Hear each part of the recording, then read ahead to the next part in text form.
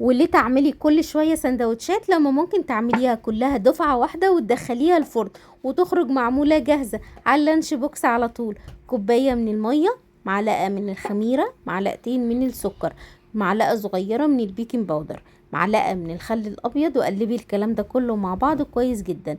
هنزل بربع كوباية من الزيت، وهكون محضرة معايا 4 كوبايات من الدقيق، رشة ملح بسيطة، واعجني الكلام ده كله مع بعضه وسيبيه يخمر لمدة نص ساعة. بعد ما تخمر بالشكل دوت هاخد العجينة واقسمها لجزئين. الجزء الاولاني هفرده في صينية بالشكل دوت كده، واحط بقى الحشوة، اي حشوة متوفرة عندنا مش هتقول لنا لا، بواقي التلاجة، اي حاجة. انا حطيت لانشون وفلفل وكمان شوية من الزيتون، واللانشون ده انا اللي عاملاه في البيت. الجزء التاني حطيت عليه، عملت حطيت العجينة بالشكل دوت كده، وكده بقت معايا عجينة سمكها سميك شوية.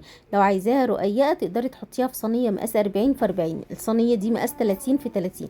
دهنت الوش بالحليب، وحطيت على وشه سمسم وحبة البركة، وطبعا قسمتها للأجزاء اللي انت شايفاها دي. هدخلها الفرن درجة حرارة 180، وده هيكون شكلها في النهاية خطيرة يا جماعة، طعمها حلو قوي، لازم تجربوها.